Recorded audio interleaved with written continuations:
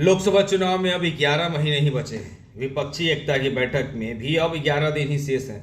तो 23 जून को पटना में 17 विपक्षी दलों के नेता मंथन करेंगे कि भाजपा मुक्त भारत कैसे बनाया जाए। बिहार के सीएम नीतीश कुमार की पहल पर 17 विपक्षी दलों के नेता साथ बैठने को तैयार हुए हैं। खास बात यह है कि बैठक में उन दलों के भी नेता शामिल होने को हामी भरी है जिनकी कांग्रेस से पटती ही नहीं है। ऐसे दलों में ममता की टीएमसी है, अरविंद केजरीवाल की आप और अखिलेश यादव की समाजवादी पार्टी है। अब तक नीतीश कुमार की कवायद का फायदा यही हुआ है कि सभी साथ बैठने को तैयार हो गए हैं। हालांकि ममता बनर्जी ने ऐसी शर्त रख दी है कि जिससे मांगना कांग्रेस के लिए मुश्किल है। इशारों में अब सभी वही शर्त कांग्रेस के सामने रख भी रहे हैं। अगर विपक्षी एकता नामक होगी तो इसकी बड़ी एकमात्र वजह ममता की शर्त भी होगी।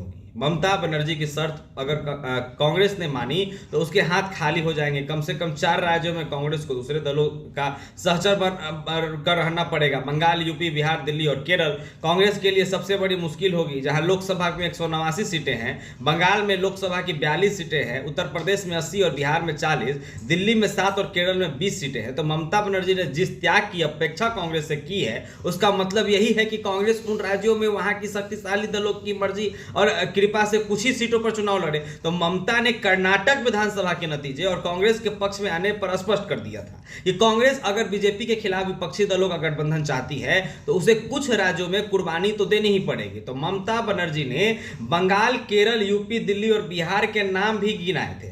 बंगाल में कांग्रेस और वाम दलों का लगभग सफाया हो गया। पिछले लोकसभा चुनाव में कांग्रेस ने बंगाल में सिर्फ 2 सीटों पर जीत है जो दर्ज की थी। वाम दलों का तो खाता भी नहीं खुल पाया था। तो विधानसभा चुनाव में कांग्रेस को 1 सीट भी नहीं मिली थी। उपचुनाव में कांग्रेस का एक उम्मीदवार जीता था। तो ममता ने उसे अपने पार्टी में मिला लिया। लोकसभा चुनाव में साल भर से भी कम वक्त बचा है। विपक्षी दल अभी भी तालमेल बिठाने में लगे हुए हैं। तो बीजेपी अपनी तैयारी का अंतिम रूप देने में जुटी है। राज्यों में छोटे दलों के साथ जोड़ने को अंतिम रूप बीजेपी दे चुकी है। तो पीएम से लेकर पार्टी का हर सांसद विधायक रैलियां की योजना बना चुके हैं। बीजेपी ने 1000 चुनावी रैलियां की योजना बनाई है। विपक्ष भी साझा मंच बनाकर चुनाव लड़ना चाहता है। तो साझेदारी की शर्त तय करने के लिए पहली विपक्षी बैठक पटना में हो रही है। बैठक में 17 दलों के लोग जो है वो शामिल होने की जानकारी नीतीश कुमार की पार्टी जेडीयू के राष्ट्रीय अध्यक्ष राजीव रंजन उर्फ लल्लन सिंह ने दी है।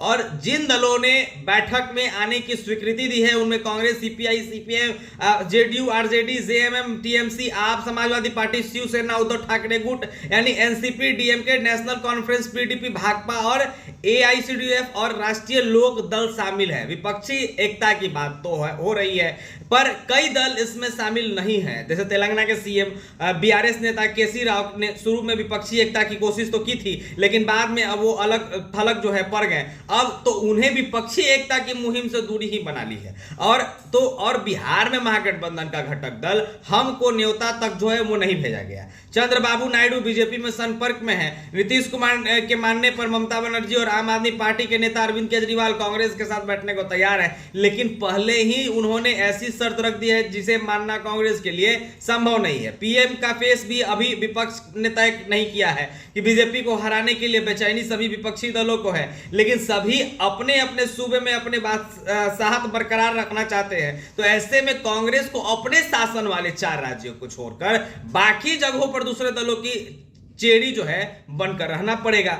इस तरीके के अपडेट्स के लिए आप बने रहे NBC 24 के साथ। वीडियो फेसबुक पेज पर देख रहे थे तो पेज को लाइक फॉलो कर ले, वीडियो यूट्यूब पर देख रहे थे तो चैनल को जाकर जरूर सब्सक्राइब कर ले। अंत तक बने रहने के लिए आपका बहुत बहुत शुक्रिया।